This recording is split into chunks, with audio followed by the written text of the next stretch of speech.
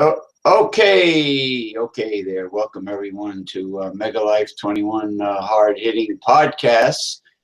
And I'm here, I believe, for the second time. He is my very special guest for the second time.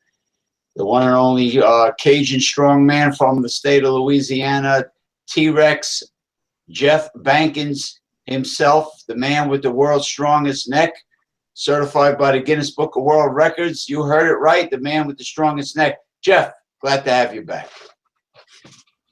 I'm glad to be here, James. It's great talking to you as usual, and I'm looking forward to our conversation.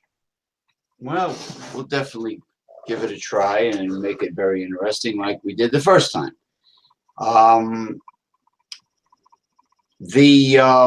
Last time we went over some of the very interesting projects that you're involved with. Yes, sir. And between then and now, they have evolved. They have gotten, they have become more fruitful. I have a problem with that word. So tell us, rehash briefly what the projects are and what has happened since we saw you last. All right. Well, I'm a performance strongman and a minister, and I'm able to combine those two things, which is really nice because I get to perform and entertain, and I also get to share a gospel message about Jesus Christ, which those two things are something I'm real passionate about. And I believe last time we talked, I had just briefly mentioned that there were some things in the works that were going to be big, and I recently had a meeting. Let's see, there's a large Baptist church in the town across the river from where I live, in Lake Charles. That's the biggest town around here. Anyway, we're going to do a special set of services where we do anti-bullying programs during the day in 2 elementary schools a day for 3 days. So that makes that'll be 6 20-minute performances. And then what's really neat, that Sunday night, Monday night, Tuesday night, and Wednesday night, coinciding with these school anti-bullying programs, we're going to get to do some big shows and also present a progressing gospel message. That's a great tie-in because today I was discussing it with this woman who has coffee where I go sometimes to meet friends, and she has a lot of connections in the entertainment industry, and she knows a lot of people and athletes too. And we were talking about how different it was when we were kids in school and growing up compared to kids now. When we were kids, yeah, you had bullies, sure. I mean, they were always around, but it wasn't dangerous. Things didn't become dangerous like they are now. It's almost like today they're like sociopathic, teenagers or millennials, or whatever you want to call them, sociopathic, where they feel no remorse for what they do and no responsibility. They don't take any responsibility for their actions, and it's like they feel entitled, and they have no manners and no respect for other people. And it's just the list goes on and on. It's a horrible situation. They're different. They're very different. They'll never say thank you in my area, the young people, if you hold the door open for them. Mm-hmm. But then again, a lot of adults are like that too. But the point is that bullying wasn't dangerous back then. You had your schoolyard fights and everything, and then they broke it up, and life goes on. But today, the violence and the crime, and like the kids it's almost like they're being groomed to be hardened criminals later on. Yeah, I agree. And it's the movie industry, television, society's breakdown, and all these other things like this that we see all the time. at least in some people, I believe it affects them. It's pretty much programming them a little bit at a time. And Hollywood is not making it easy. no, they're not. They're making it tough. They're trying to break up the family, and they're trying to push agendas that most people don't really want to be part of. And they show it all the time in TV shows and movies, and all of a sudden everybody's used to it, and they think it's normal when it's not. Not how it's supposed to be. And why are things forced on children without their parents' consent? I mean, why on earth do school systems, the Board of Education, just force things on everyone without even caring what the parents think, how they feel? You know, it's a situation that's very frustrating, because everyone pays taxes, and you have a right to know what they're forcing on your children in school. And look at the video games, Jeff. I mean, they're all violent. They all glorify crime and war. You know, almost like they're getting the kids ready to become military drone operators or something. You know, it's like or criminals. They glorify crime of all kinds. You can pick up prostitutes in video games now, and it's been like that a while. Like on what's that called? Grand Theft Auto. I was going to mention. I mean, 15 or 20 years ago, the versions they had of it then, you would be able to do that, and now I'm sure it's much worse. And that's not the only game out there, you know. No, there's tons of them. They're all about violence. You know, just think what kids are able to put on their phones because their parents don't monitor their phones, or, you know, I don't even know why they get any without any parental supervision. You get all kind of stuff on there. Hey, how on earth do grammar school and high school girls go out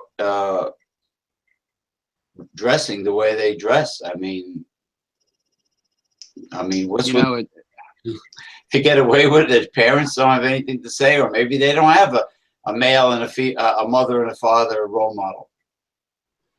A lot of them don't, and then, you know, the clothing stores have no business selling that to those children, and then everyone wonders why things like pedophilia and those type of things are on the rise. But a child dressed a certain way is no excuse for that. But in my opinion, anyway, when I've experienced some things of that nature around there, and I know other people that have. Some people have those tendencies, and if you're letting kids dress like that, I think you're it out as bait to a wolf, and you're making it easier for that person to prey upon them. Well, yeah. Well, often the apple does not fall far from the tree. I've seen, you know, like mother, like daughter, like mother, mother like daughter. You know, and the parents are not setting the right example for their children. And then you have the clothing industry, and you have Hollywood, and then you have the music industry, entertainment, and all these negative role models are out there. Nothing positive. And you're right. It does invite trouble. A female, a young female is asking for trouble if she is dressed that way, and if she's acting a certain way, whether she's playing games or just toying with people and teasing people or not. She's looking for trouble, whether it be rape, pedophilia, so on and so forth. You know, I hear there are underground. There are very wealthy, satanic, perverted individuals. Yeah. Some of them are in the political world. Some of them are not, but they all have one thing in common: they're filthy rich, and they have this evil perversion for underage kids. Yeah. Whether they be straight or gay. You know. You know, and the bad thing is, it's not the kids' fault for putting themselves out like that, or even a young lady's fault. They've been programmed their whole life to be this way, and they have nobody telling them, stop, don't do that. And then you have the people out there that are predators that are going to mark them as prey. And then you've got, or also prey and predators, which would be some of the movie stars and Hollywood and singing people that are not singing people, music stars Mhm. that promote all this. But to me, at least, they appear to be brainwashed themselves, and they're causing young kids that are following in their footsteps to become prey. Right. Well, and then you have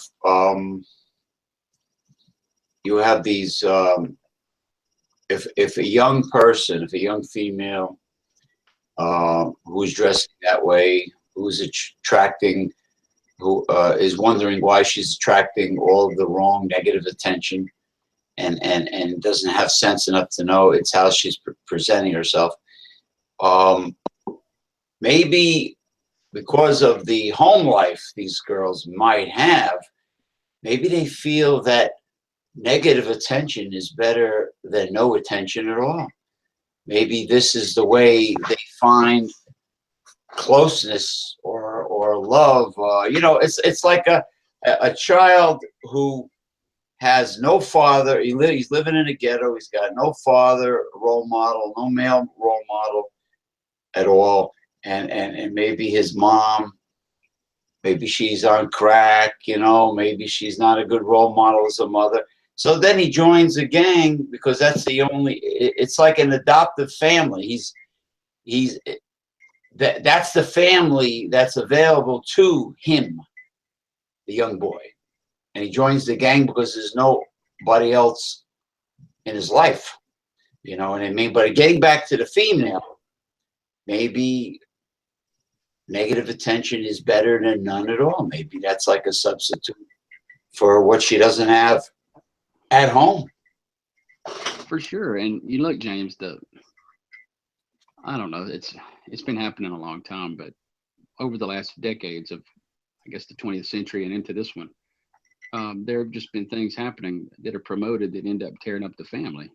And I think it's more so in minority groups, and I think that's on purpose. And it's a tragedy, a shame, and a terrible sin. But it's also happening in white people, everybody. Everybody's families are tearing up. There's just about as many people divorced as there are married, and children are growing up in these broken homes, and then children are born into homes with either one parent or no parents, raised by their grandparents.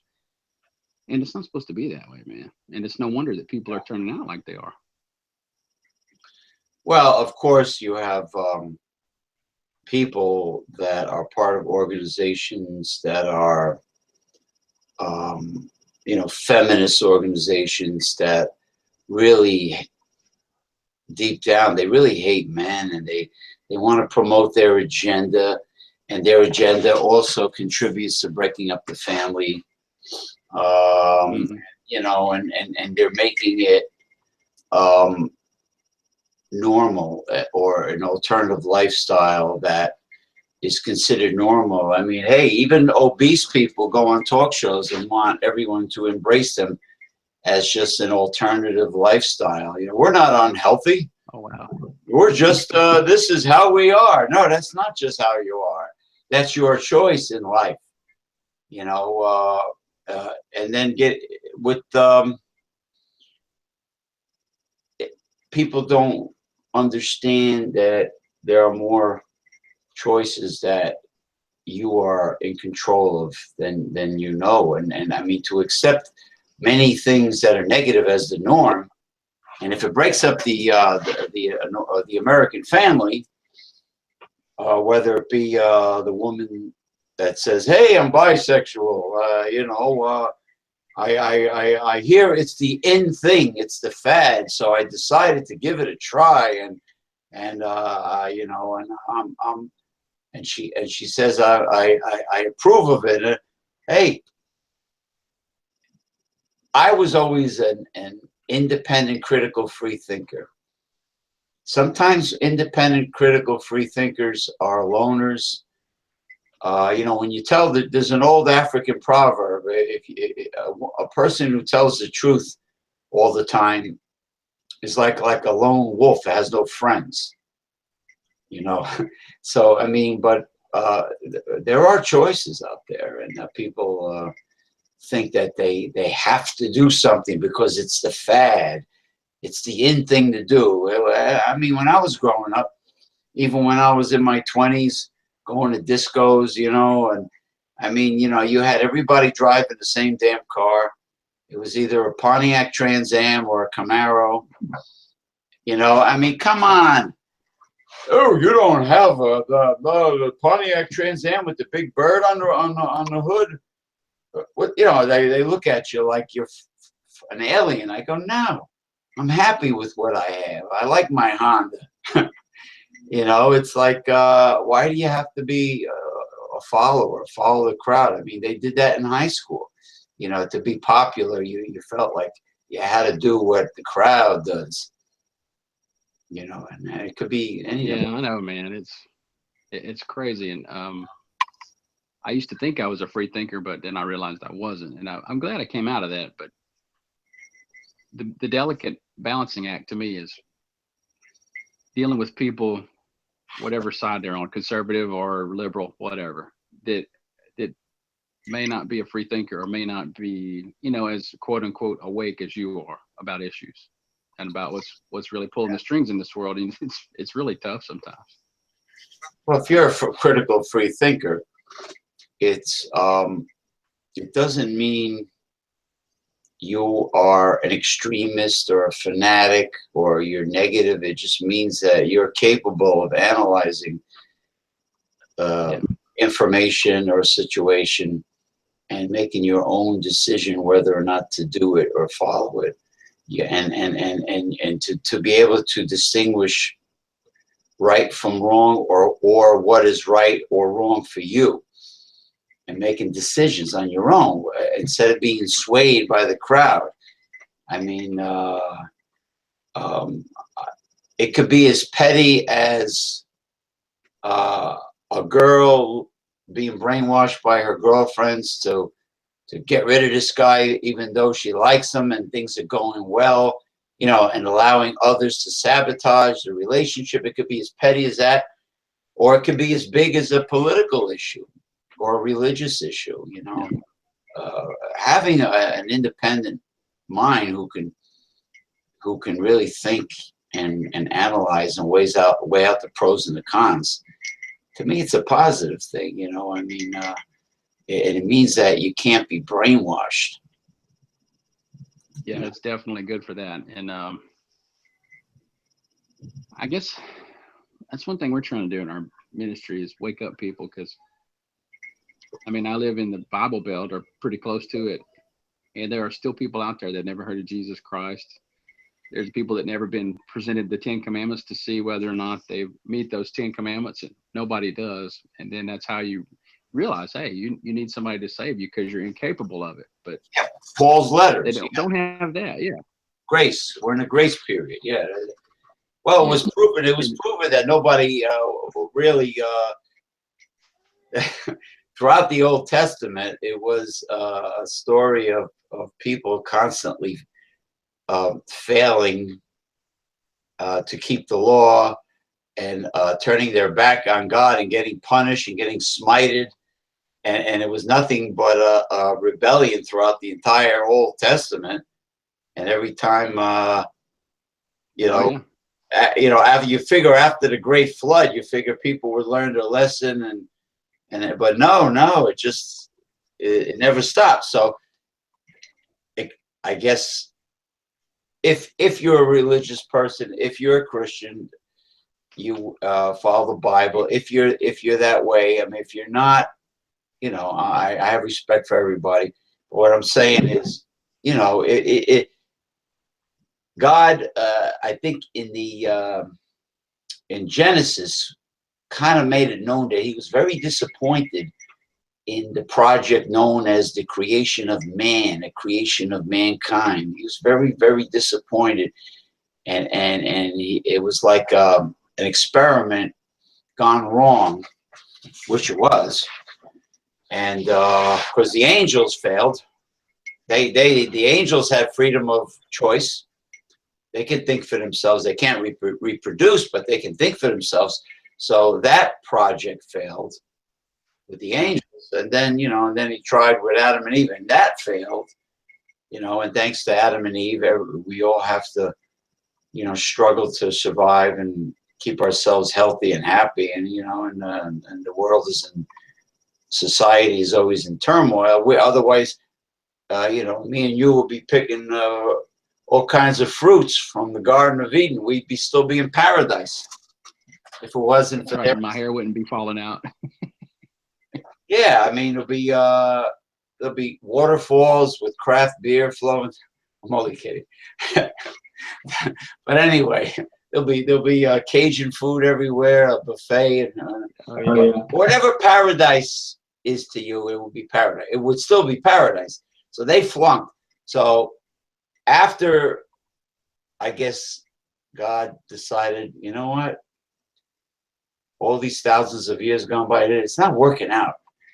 We gotta have a whatever, plan B or plan C, and that was the great sacrifice. And then Yahweh, the God that was the creator, came down and became Jesus in the flesh, and then everybody knows the rest.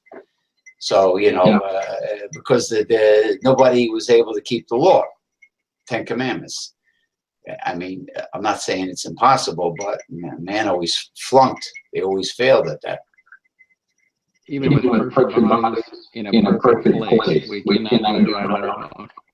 Yeah, but you know what I want to get across, because I know we digress from strongman events and physical fitness and Cajun food. What I want to mention is, so we can get on to other subjects. I want to mention that the people that are in politics, some of them, they're very judgmental. Like they have a bat phone to God, like they know exactly what's on God's mind, and they feel that they can go on and be cruel, mean people, and in their eyes, they're closer to God than everyone else. Self-righteous. Well, sin. I don't ever remembering anything in the Bible that says there are little tiny sins, there are medium-sized sins, and there are gigantic sins. Sin is sin. It's all the same. So I just want to get that across to these people that they try to compartmentalize sin and say, oh, well, that's. It's like saying that's a little fib. That's a little, compared to a big lie. Yeah. But yeah, well, getting back to the family structure and the family, the normal, the normal family. Yeah, it's normal to have a family with a male and female role model and normal, happy, healthy kids growing up with parents that set the right example. And that's being destroyed. Yeah. Well, I think there's an evil force behind not only that, it's behind politics. There's stuff going on behind the scenes, people being tempted, taunted. And if you don't accept the existence of the fallen angels and their master, then you don't know the Bible, and you're not a Christian if you only believe, if you're a Pollyanna and you only believe one side and you don't want to talk about it. You know how many people don't want to hear about demons or about what's going on? Yeah. How they have certain tools and certain soldiers that are out there, how they work through certain people in today's evil world. They don't want to hear it. But anyway, getting back to Strongman. Now, I like what you're doing. Talking to the kids about bullying and trying to be a great role model yourself in your ministry, and that's very positive. And trying to get the kids on the right track, on the right path. Okay, exercise, sports, I think is a great way to vent. You take out your unhappiness and frustrations out on exercise instead of going out and getting into trouble. I think it's great for that, and also for all the other benefits that it does. Now, in your case, you've made it a lifestyle. Jeff Bankens is dedicated to old school strongman, drug-free strength training, and being a strongman like they used to in the old days, the carnival strongmen and all the greats of the past. So you can go on and name them all. It's fantastic that he set a world record, but he hasn't stopped there. He's on other projects now. What is in the what irons are in the fire right now for you? You're talking about feet wise and that kind of thing. I talk about whether it be a training program or whether it be a strongman goal, what you want to do next. Well, one thing I'm doing, James, is I just found out today that I'm going to get approved for a budget to have a backlift table built. And basically, it's a giant table that you wedge underneath, and you have like either a stack of bricks or blocks or something that you can put your hands on. You're kind of bent over like an elephant at your back and hips are at a 90-degree angle to your legs. And you push down with your legs, your hands, your upper body. And whatever's on that table, you pick up, 2 or 3 inches, and you can get some tremendous weights that way. And one of the things I'm going to try to do is get it to where I can get 6, 8, or 10 kids from the crowd, put them on the table, and pick them up all at the same time. That's one thing. Okay, we were discussing, and that's an old time lift that hasn't been done in a while. We were discussing the backlift off the air. Yeah. Now another thing. Yeah, I told you the first time I ever heard about the backlift was Paul Anderson of Macon, Georgia, having the all-time record in the backlift. I didn't know what a backlift was until you just explained to me what it was. Oh yeah, people can pick up tremendous weights with that. My goal is to get it sometime next month, sometime in April, so I could start training with it so that I can build up to a sizable amount of weight for our performances, which are in August. And another thing I had built, I could show you in a few minutes. I got like I forget, like an 8 or 10 pound, maybe a 12-pound maul. It has like an axe head on one side and a sledgehammer head on the other. I had a dumbbell bar welded to each side, and I lever it like the old time strongman, where you lever it down to your nose. Oh yeah, like the ones that do with sledgehammer. They have it straight out. They slowly bring the head of the sledgehammer to their forehead or nose if they're really good at it. Yeah, and it's a leverage lifting movement. Exactly, and this one looks very dangerous because it's a maul on one side and got 2 dumbbell bars with weights added to it. It's pretty wicked looking, and it's much more impressive than just doing a sledgehammer. Now I'm glad you brought up sledgehammer. A good friend of mine and yours, the former WWE Pro Wrestling star and a personal trainer in Boca Raton, Florida, Mr. Ken Thiessen. I have a drink from my lovely little color-coordinated mug here. It matches my background. Salute to Ken Thiessen. He's one of the greatest contributors to alternative fitness today. Modern day alternative fitness contributors. He's very dedicated, and he gives a lot to people. And he was mentioning how the sport of working with a sledgehammer, throwing a sledgehammer and swinging a sledgehammer, goes back to, I think, medieval Scotland. The history of working with a sledge. It goes back to Scotland, and but it's interesting that you're modifying your own equipment. You're actually doing it What did you took it to an auto body shop or something, have things welded? I found somebody on Facebook. I just basically put out a message and said, look, I need a welder to do something for me, and I don't want to take it to a shop because that'll cost too much. It'll cost more for the shop to open than it will for them to weld it for me. So yeah, there was a guy who I found who does stuff in his off time when he's not working at the plants, and he fixed it up for me and did a great job. And he also made something else for me. He made me a pair of flat bar right triangles. What you do is you put your hand inside of them, you hold them together so that the points are facing out like that. And on each point out here is a long, thick rope. And what you do is you get audience members to grab the rope and try to tug of war the handles out of your hands. And I've had like 6 or 8 kids on there. I've had 4 adults all trying as hard as they can, can't open the grip.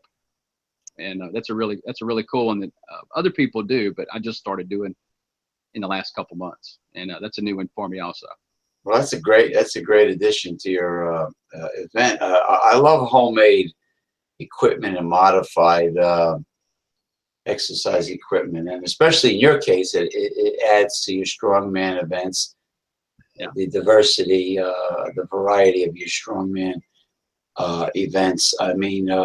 The list goes on and on. Now Craigslist is another good place to find a craftsman to do something you want reasonable. Oh, I didn't think of that. Craigslist. Now, what I want to say is what Ken Thiessen told me. And Ken does a lot of research on everything that needs to be researched, and he's helped me a lot with information. He really has. If you go on Craigslist, you'll be shocked at how many people out there have ads for asking the public, please come and take my wood for free. And they might have logs back there, and in many cases they do have logs. Sometimes they have pretty decent bamboo poles.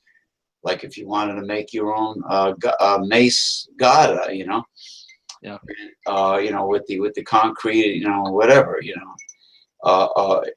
but you can get logs, and you can do what Hank Bakker did of the Netherlands. You can make like a primitive, rustic-looking barbell or dumbbells. Like he has photos that I posted on the International Brotherhood of Pahlivans page of his homemade giant log dumbbells and barbells and bench that he has made, all out of logs. And then there's a big log. There's a device called a sumtola. They call it an Indian barbell. It's nothing but a log that's has 2 areas on one side carved out, and handles are placed inside of it. And you just take this log and you swing it, or like a Bulgarian bag. You swing it around and around. And there are people using it on YouTube. You just Google Sumtola, Sumtola. But speaking of Bulgarian bag, Ken Thiessen really helped a lot of people in learning how to make a homemade, a very high quality Bulgarian bag at very low cost, instead of going out there and spending a great deal of money at one of these with one of these exercise equipment companies that charge you a fortune for something that costs really very little. I've seen Bulgarian bags that are loadable, sandbags, and it's ridiculous. It looks like a gym bag, or something that would be made in China, that you would just fill it with sand or whatever. Oh yeah. And of course, Ken recommended rubber mulch. It seems to be heavier and cheaper than play sand. Wow, Yeah, that's amazing because play sand's pretty cheap. yeah, I know. I told him that. He says, well, plus it doesn't flow out. And I think it's about 50 pounds for a bag of this rubber mulch. And he says, and he showed me the price. I mean, you can go to Home Depot or Lowe's, or you can, you'd be surprised what you can get online for like sometimes free shipping just by Wow. go to Google shopping and typing in search and looking for something. That's how I go shopping. I go to Google shopping. It might bring me to Amazon. It might bring me to eBay. It can bring you anywhere. It might bring you to Walmart. Whoever has what you're looking for at the lowest price, it'll bring you there. But getting back to Craigslist with that wood, now that's interesting, being that you have the room to pretty much set up your own homemade gym, gymnasium, you know, and you might be able to incorporate a log in your strongman events. You know, Yeah, that could be very interesting. Whatever your imagination decides to do with these logs. I mean, I just gave an example of, you know, Hank Barker, the Dutchman there, with the log. I mean, they're gigantic, giant log dumbbells and barbells. That's just one example. Of course, you can come up with anything you want, call it anything you want, Paul Bunyan's, you know, whatever, or call it the Bayou Swamp Monster log, or I don't know. I just make up something. Yeah. Make up something gimmicky, you know. So oh, yeah, I'm sure we could come up with plenty of stuff. oh yeah, you know, the imagination is far. Oh, you just told me some things you've done on your own, based on your own intuition, your own hunches, and it's great. It sounds great. I mean, the more diversity you add to your strongman event, the more you keep people entertained. They like to see different things.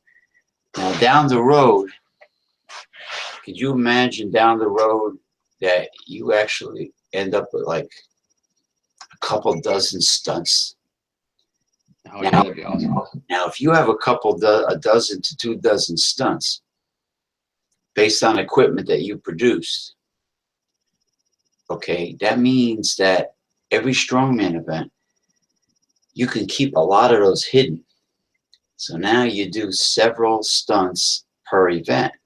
So now it's like people that have gone to your event more than once, now they're going to see new things. Mm-hmm. Keep it fresh so people don't get bored. People don't say, you know, start heckling you and say, are you doing that again? You won't hear that because, you know, you got all these a lot of your ideas hidden. So now you're structuring your events different. You're making them different, keeping it interesting. Yeah, and we are trying to grow and diversify because I think I told you last time we spoke, last November, I went and trained with someone who's been a professional strongman for a really long time. And he worked with me and helped me come up with a lot of these ideas I just told you about. And it's having a mentor and things like this is a good idea, you know, and having friends like you that have other ideas. It's a great way to come up with new things. And See, it seems to be working. You got tips off me. I got tips off Ken Thiessen. This is the power of networking, having like minds, people that have the same passions together. And you know, I might hear of things, or I might read some articles that, you know, someone else didn't, and you know, you tip each other off, and you end up saving a lot of money and getting a lot of great ideas. Yeah. Now this friend of yours that you work with, is it okay if you plug him, if you mention his name? Oh, yeah. Yeah, I definitely give him kudos. His name is Dennis Rogers. He's been called pound for pound the strongest man in the world for the feats he performs. And he's done some tremendous stuff over the years. The thing that I think put him on the map was holding back 2 Air Force trainer airplanes that were attached, one to each arm. He just tucked in like this and held them back for 20 seconds or 30 seconds before they stopped their engines. And he's a little bitty guy. He's not like me. He's like 5'9" or so, and maybe 170 pounds at his most. And when he started out, he was like 120 or 130. Little bitty guy. That's incredible. Have you seen strongman and pro wrestler Mark Henry pull the big rig, tractor trailer? Yes, actually, Dennis is friends with him. He knows Mark Henry? Yeah, very well. They're good friends. Yeah. He's from Texas, Mark Henry, and yeah, he's from Texas. He actually is from a place that's about an hour and a half from where I live, over in Texas. Was it Denton? A little bitty town. I don't know if it was called. No, it's Buna or Jasper, Texas, which is near Beaumont. Beaumont's the big town in that part of Texas. I had a friend that was from Tyler, Texas, but that's the east. That's the east coast of Texas, where it's not so much a. It's forested, from what I understand. Yes, I think Tyler is north of Beaumont. Beaumont's on the same side of the state, but towards the bottom, towards the south, near the Louisiana border. Yeah, I hear there's even alligators in that part of Texas. I find it incredible where alligators really. I hear some of them are found. I don't know how true this is in the Carolinas. I would think so. Yeah, they have swampy areas there too. Yeah, I mean, alligators get all over. The 2 scorpions, the devil scorpions, they're found as far north as Virginia, which I never really knew. Hey, there's a scorpion that's it's pale sandy color, but it's found as far north as Alberta. You know, the Canadian Rocky Mountains. I didn't know there was a scorpion that exists that far north. I'm always learning new things, Jeff. Every month, every year, I'm always learning new things, and learning never stops. That's right. If it does, that means you're getting old and about to die. You got to keep yourself learning into your older years. So yeah, getting back to the strongman sons, you're going to end up picking up a lot of new things. Now, are you familiar with the old-time Russian strongman, Mr. Zass, that used isometrics with chains? Mm-hmm. Oh, yeah. I know who he is. Yeah, I don't know if he did like a figure 8 thing with chains, and he just, they're just basic isometric movements utilizing chain. A lot of these kids, I think, they're the ones that become suckers for all the expensive infomercial designer exercise equipment. They believe what some Hollywood trainer to the stars says, and they go and spend all kinds of money.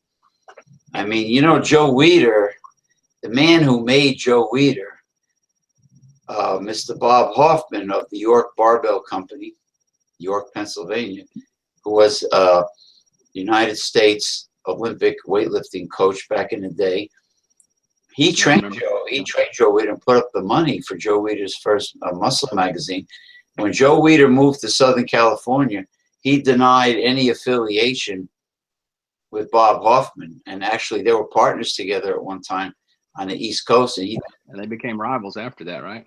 Yeah, he denied any affiliation, or it's like Joe Weider is all of a sudden he's the master blaster, and meanwhile it was Bob Hoffman who was the master blaster, because he created so many of the famous strongmen and bodybuilders, Olympic weightlifters, and so on and so on.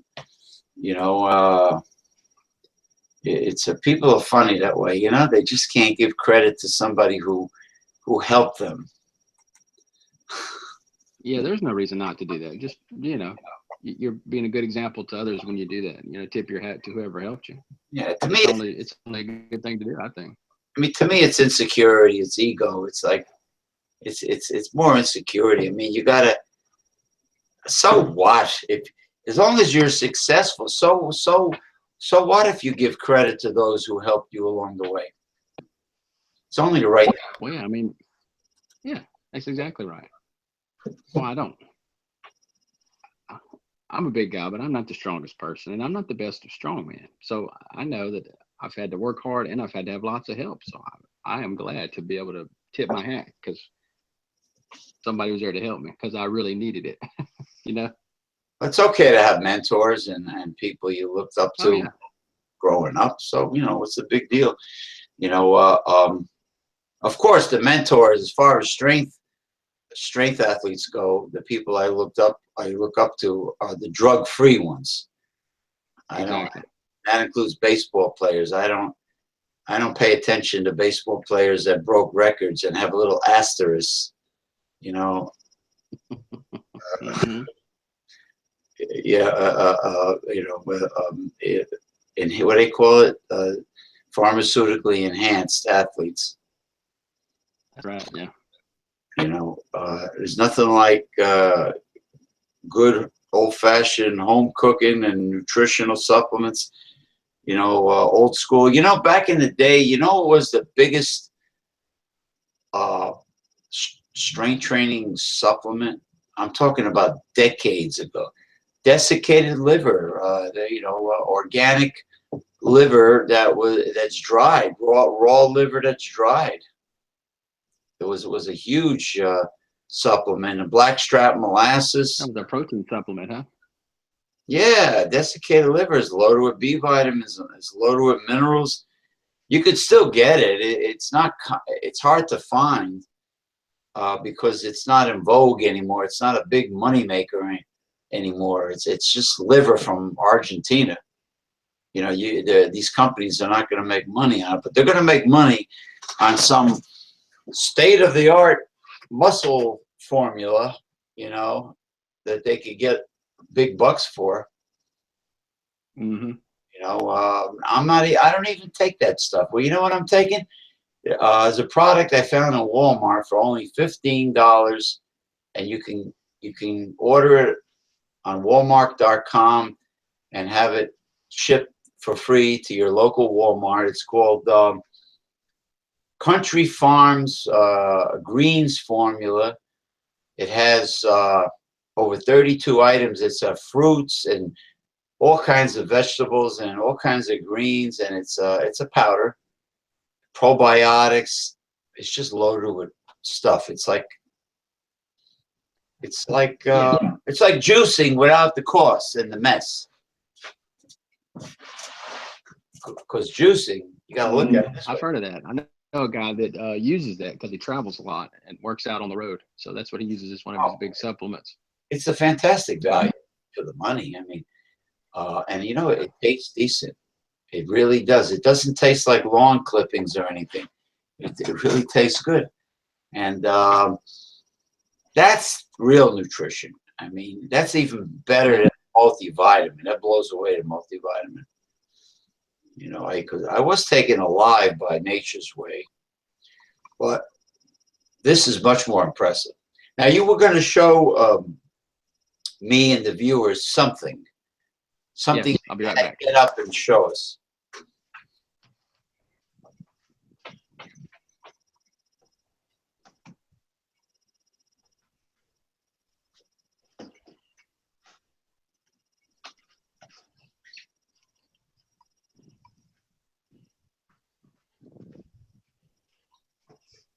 If you can see that. This is the mall I was talking about. Beautiful. Oh, see, now by seeing it, it's much more impressive than the way you described it.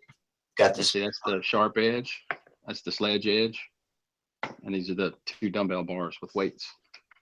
You got the spin lock collars on. It's very, very long. Mm-hmm. Yeah.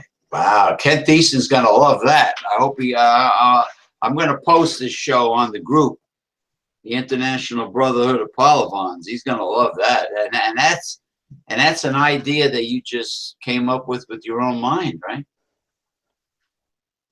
Or no? Well, I talked to Dennis, and Dennis gave me that idea. Yeah. So The idea. it's All right. kind of a collaboration. He put the idea in my head, and I found somebody to do it. So it's between you and Dennis. And I bet, you know what? You just gave me an idea. If you made a longer sledgehammered version of that, and it's not, it wouldn't be for beginners. It wouldn't be for beginners or intermediates. It would be for advanced mace swingers. I could picture that being a little more challenging, or maybe more than a little more challenging than your standard mace or gata, because with the standard mace or gata, you have all the weight in a ball or in a pot shape. In this case, okay, the weight is not quite so evenly distributed as having a solid ball. Like, I mean, the weight is not going to be evenly distributed anyway, because of torque, increased torque, the weight is going to be on the end of any mace. But the fact that you have the torque, plus you have the weight of the sledge on one side, the weight of the axe on the other side, and then the plates on both sides, it might be more challenging than your average, than your typical mace. I would think so. Yeah, I would definitely think so. It's pretty rough. Because I'm still working on being able to lever it with all that weight on it. Yeah, in order to swing a mace the way they do in India, you need at least what did they say? At least a meter, which is about a yard. I forget. There's a certain standard of length that's minimal. I think it's 1 meter long. This is at least that long. It's real long. It's over 3 feet, I would say, or real right at it. Yeah. You might have to now, if you're going to swing that behind your back, you're going to have to make sure that the blade is facing away from you, because for sure. You don't want to swing that behind your back with the blade facing your back. So when you start, now the blade has to be facing, hey, and I'm doing Indies. I'm sorry. The blade has to be facing away from you, because once you hoist it up and bring it behind your back, to doing what they call the 10 o'clock, 2 o'clock, as you swing it, you want that blade facing that way as you bring it. So you don't get it shredded back from the wrong way. Right. You want the sledge facing your back. You don't want the axe facing your back. But that's great. I'm glad you don't want them dumbbell bars facing your back either. Well, they won't be if the sledge is facing your face right before you start swinging the mace. That if the sledge is facing your face, then therefore the dumbbell plates and the dumbbell bars will be to the sides as you come behind, and the axe head, the axe part, would be away. So I'm just picturing it as you're swinging it. Yeah, the axe would be facing away from you, and that's what you want for safety. But I think it might be more challenging than your typical mace gata. Yeah, I would say so. It'd be worth trying out for sure. Yeah, I mean, just to do a basic 10 o'clock, 2 o'clock with it, I mean, just to try it out. But like I said about the axe, but it's you might end up having a lot of fun with that device. Oh yeah. You know, something else I'm gonna be working on. I've started working on in December was the bent press. I've never done it before, Mhm. but I started working on it in December with my got this big circus dumbbell about that long. Big Oh, bells about that big on each end. oh, you mean like And the old I just like the old time Milo yeah, dumbbells with the cannonballs on the end? that's what it looks like. Yeah, and you fill it with shot or BBs or whatever. Mine's filled with copper BBs. Oh, And copper. Oh, wow. I got it up to 115 right now, but my goal is 130 to 150 for my shows. That's what my goal is. That must have I think cost I'll you, get there. that must have cost you a lot, copper BBs. Copper's not cheap. Well, they're just copper coated, but they did cost a bit. Yeah, I'd have to buy a few at a time. What's cheaper, lead shot or steel shot? I'm not sure. Mine is steel that's copper coated, so I don't see any lead up there when I went to the store. Man, unless I looked in the wrong place, but that's probably harder to come by unless you buy it on the internet. I bet that's the heaviest substance you could buy for any loadable Yeah, exercise device is what you yeah, got. lead is probably the heaviest. Steel shot. I think you got to be careful with it. That if you have kids, I think you got to be careful with it so they don't ingest it or something. That's what a friend of mine told me. Well, then for to protect baby Bam Bam, you would have to make sure that he's unable to unplug it and pour Yeah, it out. You would have to really safeguard where you keep the extra. yeah, Because kids always like to take things and put them in their mouth, and hmm I don't know why they do that. They also walk like penguins. I probably walked that way when I was their age too. You ever notice that? We got that bow-legged, uh-huh. like when Danny DeVito Oh was yeah, it's penguin hilarious. on Batman. Rah, rah, rah. I don't know. I'm only busting you little toddlers. Yeah, that's pretty cute. Yeah, I mean we did that too, probably. Oh yeah, I know I did. I still kind of walk like that with my feet pointed out and stuff. Oh, you know what I saw one time?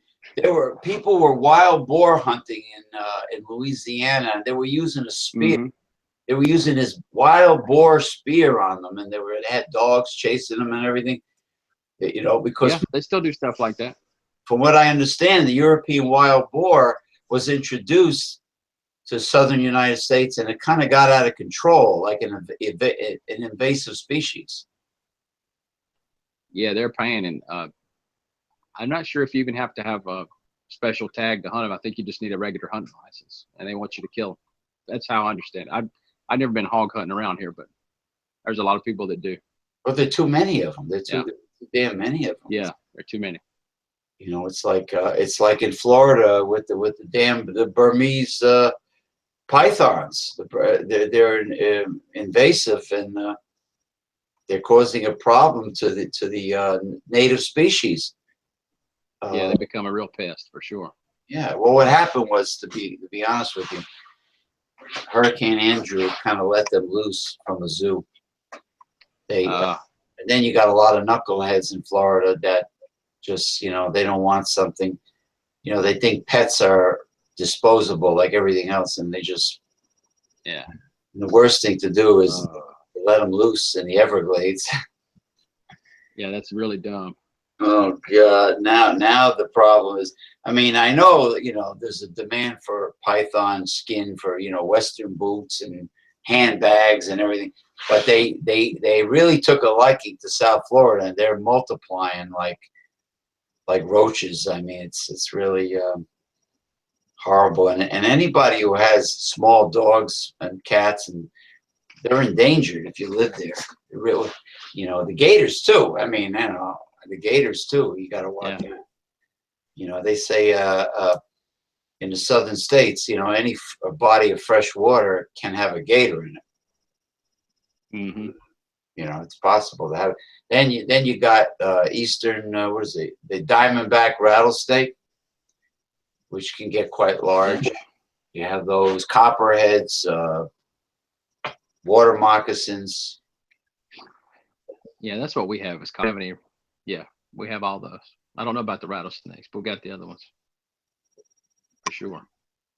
But yeah, so I mentioned wild boar because I like pork. I like roast pig. I like. I don't have any. I had that yesterday. I had barbecued pulled pork yesterday. I ate the whole damn thing by myself. Today I got chicken pot pies. You know, so That's not too bad. I never get tired of chicken. You know, you can do so much with chicken. Mm-hmm. You can do. You know, chicken is like. I mean, especially if you do it spicy. Now I like the sausages you guys have. The andouilles are very good sausages. Mm-hmm. Andouille, they slice them up. They go in gumbo or jambalaya or both. I think it's in jambalaya more, if I'm not mistaken. Jambalaya, yeah. I think. Oh, okra is in gumbo. Mm-hmm. Oh, that stuff is so slimy.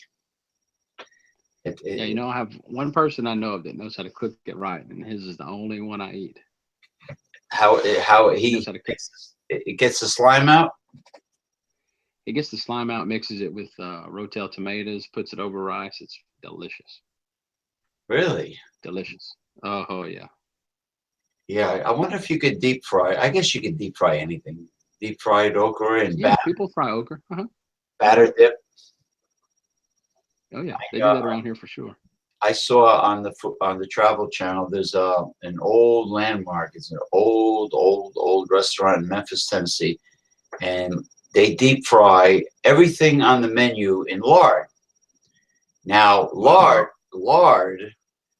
does not have to be refrigerated. Lard can be kept at room temperature, and of course, it gets solid. And as long as you keep it clean, they have the lard that they use to deep fry even the hamburger patties and the veggies is 100-year-old lard. And the reason why they have it that long is they keep it clean. As long as you keep it clean, you can't kill the pork fat or duck fat for that matter, or even chicken fat. You know. I didn't know that. In this case, lard would be the cheapest thing to get, and everything deep fries in this restaurant is in the lard. You know, and the only tip I can give people about deep frying is if you don't want greasy food, the fat has to be extremely hot. You have to get it to a very high temperature. This way, when you take your meat and veggies out, the fat that don't stick to the food, it just drips right off. So that's a little deep frying tip. It's like, I got a new cast iron skillet from Walmart. I needed one. It was made by a company called Lodge, which I'm sure people know about. And I went and got a big package of fatty slab bacon to season it. And to you folks out there that read the directions and think you have to put the cast iron pot in the oven and you gotta do this and that and the other thing. Nah. You just get the greasiest food fattiest food you can find. Fattiest sausage. Sometimes I use blood sausage. In this case, I decided to go for really good slab bacon. And you leave the fat in the cast iron pan, and you leave it in there, and you rub it in, and the blacker it gets, the better it cooks. And the fat plays a role in seasoning it. And then in about a week, the pan will be, as you know, will be pitch black. It'll be ready to go, you know. So, and actually, it cooked perfectly today, and it was brand new. The only thing with cast iron is you have to dry it on the stove, on the fire. Do not try to towel dry cast iron because you won't be able to get all the moisture out, and you'll start to see rust spots. You know, you got to Yep, do it yep. on the fire. I've definitely did that before. Yeah, same thing with a Chinese wok. You have to treat it the same way for stir frying. But Oh, I didn't know that. Okay. yeah, yeah. Well, that's galvanized steel, but you have to do the same thing to it. You got to season it, you know, and you can't, you got to dry it on the flame and all that. But anyway, we had a great show. It was very invigorating. Yes, It was sir. invigorating. I really love that device. I definitely take some photos of you or videos of you messing around with that thing. And, you know, if you want to upload them on the group, you know, I mean, I like that homemade stuff. Oh yeah, we're going to be doing that in the next sometime between now and those shows. I'm going to have some pictures made and I'll share them with y'all. And that's like, it's got like Sure. it's got like this wicked gothic look to it with that blade, with that axe, you know. It does. Yeah. Yeah, it's nice. It's Oh yeah. nice. And I'm sure you're going to get other ideas to make more extravagant, you know, wicked looking things. You know what I mean? Like I said, I learned this from the guy I perform with. I play the African drum. He does other things. Ken Create says, have a lot of irons in your fire, but don't show your audience everything. End up with a lot of things that you do, but like only give them like several things for every event. So this way they're always shocked. Every time they come to your event, they're like, wow, I didn't know he had that. I didn't know he does that. You know. Oh yeah, that's what we're trying to do now, and it seems to be working well for us. So I'm really excited about what's coming up. And I didn't tell you this, I don't think, but we talked about people growing up in such a way and not turning out like they should. Well, I'm going to get to talk to some of those people too, because my buddy is in prison ministry. I'm going to get to bring T-Rex to a prison not too far from here Memorial Day weekend. So I haven't done that before, and I'm pretty excited about that too. That's fantastic. You know, and of course, incorporating the ministry with the athleticism and the strongman stunts is fantastic because it also keeps people's interests at a high level. Yeah. People, you unfortunately, human beings have a very short attention span, and like they're like overgrown kids. You got to keep their brains stimulated, and to have variations, to have variety in what you're offering them, and to keep on changing your routine and hitting them with different stuff, and then you got the performance, and then you got the ministry where you're evangelizing. I guess the talking that you do is at the end of the event, right? You finish off with the talk. You start with the you start with the performance, then you finish off with the talk. That's fantastic. I mean, that's how you draw them in, and then you get to give them a motivational message or a ministry message or whatever, you know, just depending on the situation. And it always seems to work real good. You should create a Facebook page based on this ministry and the strongman events. You have one, or it's free. You know, they won't charge you for it. Yeah, because with the Facebook page, most people don't realize that you don't have to have a Facebook account to view everything that's on it. You can. Yeah, I actually have one. Oh, you do? That's good. That's great. So it's publicly visible. Yeah, the Facebook page and my website are the same. It's jefftRexbankens.com, and there's no dash between T and R of T-Rex. Yeah, sometimes I can't use the hyphens. Yeah.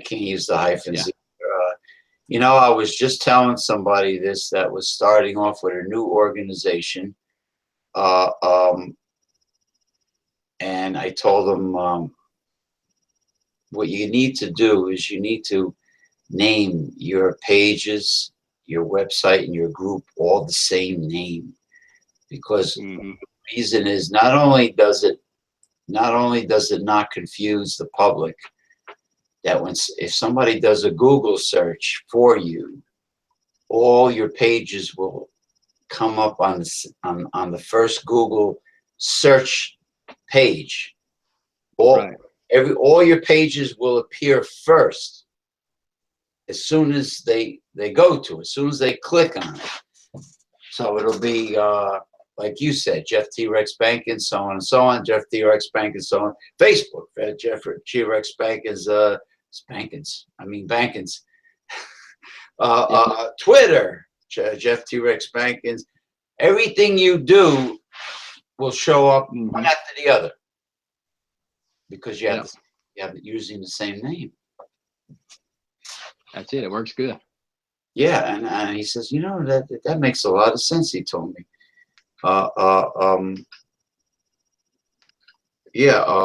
It's Paul, Mr. Paul Mantia. He's a guitarist, and he also makes exotic clothing, and he started an organization about tenants' rights. Tenants that get screwed over by landlords, and like slumlords and things like that. And he had a huge problem. You have no idea. It's enough to make a movie out of. In Jacksonville, Florida, it's a tremendous problem, but a very wealthy, famous, very well-established man in the Jacksonville area that is basically like a slumlord who just likes to collect the rent and just let the property, the home, the apartments just go. I mean, almost like an animal is living in a chicken coop or something. It's horrible. Yeah, and he started an organization based on tenants' rights. And I told him there are laws to protect tenants. Just picture this. You're in your home. You're in your rented home or rented apartment with your significant other, and the landlord just like walks in and stalking your wife as she's taking a shower, or just walks in his underwear into your house uninvited. That could get people killed. You can't. Yeah, that ain't no good, man. That's like breaking and entering. That's like. And his excuse is, I am the landlord. Yeah, well, you know what, buddy? You're taking the word Lord too seriously. It's also their home. They're paying rent. They're entitled to privacy. Oh, is he there? Hey, sir. How you doing? Hello. I was just dropping in to say hello. Tonight, but I wanted you to know I wasn't not trying to dodge you or avoid hangouts. I just the schedule's been very busy this week. No, we're just finishing up. This is Mr. Jeff Bankens of Louisiana, Strongman. This is you want to go by your stage name? Well, either way, it's Ronald, and then Jay is my nickname, so Ronald J. Terrio. So. Nice to meet you. What's your name again? Jeff Bankens. Oh, nice. Jeff Bankens. Hello. Ronald J is the craft beer enthusiast and reviewer, and he also has other interests, but he does a lot of fine wine reviewing and videos and craft beer. And okay, cool. I don't know about fine wine, but wine. I haven't gotten up to the fine level yet. I'm just cruising through the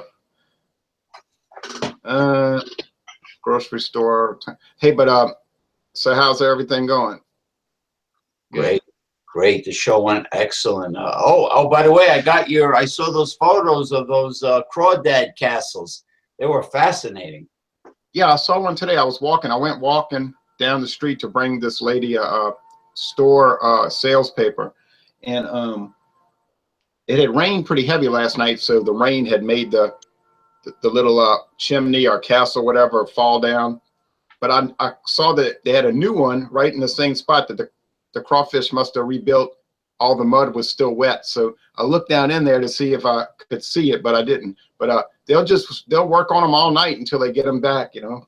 Wow, that's the first time Mhm. I've ever known that they're capable of doing that. I was telling Jeff Bankens that I'm always learning new things every month, every year of my life, and I never knew that they're capable of. It looks like a well. Yeah, what they do is they take their claws and they make little mud balls like bricks, and then they stack them just like when a brick mason is making a brick chimney, and they stack them in a way where they won't fall and they're sturdy. So it's strange, you know, that they would have the instinct to do brickwork. Yeah, I mean, such a primitive crustacean would have I was going to say brain capacity, but who the hell knows how big that is? But they do it. they do it. Hey, a bumblebee is not supposed to fly because its wings are too small for its body weight, but it flies anyway. Right. Well, I'll get together with y'all one night on a proper hangout instead of just jumping in to say hello. But I was at a baseball game and I got sleepy. I said, "Oh, let me get out of here." Yeah, so, well, but we touched a little bit about food down there. We talked about okra and andouille sausage and gumbo and jambalaya. And then we talked about wild boar hunting. oh yeah, You guys have enough of those down there by you. yeah, infested with them. And we the town I live in they call it the andouille capital of the world. Oh, really? Yeah, because we have 4 places that make their own andouille and sell it, and then of course a lot of people do it just for their own use. But these 4 places make it and they sell it. These smokehouses, yeah. What's the town called? Laplace. With an L? Yeah. Oh, I gotta look that up because I'm hungry. I got a mess of food inside. I'm ready to heat up, and you got me all worked up with this andouille talk. They'll ship it. They have Wayne Jacobs Smokehouse. They have Jacobs Smokehouse Bailey's. Really? You know what a great name for a restaurant would be? Andouille Louie. Yeah.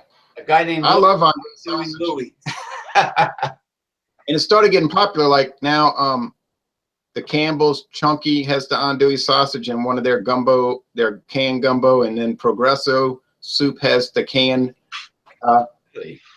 gumbo with the sausage andouille in it. You know, of course, it's not as good as the smoked that you get from Wayne Jacobs, but Wayne Jacobs. I think you're getting Jeff hungry. I think he's into That's it, yeah. Jeff, where are Go eat something. where are you? I'm Jeff? from Lake Charles area. Yeah, East State. on the That's where other side of the state from you. Yeah, that's where McNeese State University is. Yep. Yeah. And I went to school. I grew up. Yeah, here. we play y'all a lot. We play your team a lot in sports because I went to Southeastern Louisiana, so. Oh, okay. Yeah. Uh-huh. They're always I know in where the combat. Floss is, and that's not too far from there, huh? I'm 39 miles. I'm sorry, 36 miles from the baseball stadium at Southeastern. Exactly 36 miles. I think your state deserves a Major League Baseball team. You think it'll work out? No, because we already have NBA and NFL, and I don't think they'll ever get 3 major sports. But it would be nice. I would trade the NBA for the Major League Baseball. Yeah. You can get the Tampa Bay Rays over here, and we can name them the Crawdads. Yeah, the Crawfish, because the New Orleans minor league team got renamed this year. They're called the Baby Cakes now. Baby Cakes. What the? True story. Look it up. Oh yeah, the baby cake in the Mardi Gras, the little baby in the, yeah. Okay, I got it. Yeah, the baby and the king cake. So they call it the team the Baby Cakes. Yeah, that doesn't sound right. Yeah, it's crazy. Right. Bam could be. All right, well, y'all, you 2 guys have a good night. You hear? All right, nice seeing you, you, Chief. We'll do it again. Okay, thank you. Nice meeting you, Jeff. You too, man. Take care. All right, bye-bye. Bye-bye. Well, Jeff. Yeah, he was a retired school teacher, Jay. You know Okay. what? It's been invigorating, and I'm hungry. And after all this, and I got to look up that town. What do you say, La Paz? Something. It sounds. Laplace. It's Laplace. Oh, La Paz. Oh, okay, okay. That's easy enough. Yeah, it's Yeah, easy to spell. capital of the world. I'll put it on my food group. Yeah, it's real close to New Orleans. Between New Okay, Orleans well, and Baton Rouge, kind of. Yeah. yeah, andouille. It might be a French word. It might, or it might have different. It might have Creole, French influence. It might be both. Yeah, I think it's a French word, but it's Creole has French in it too, so it could be either, like you're saying. Yeah, I know. I noticed So, Creole and French influence there in New Orleans. All right. Listen, it's great. It was a very interesting show, and we'll see you next time. all right, buddy, take care. All right. Bye bye. Good night. Bye bye.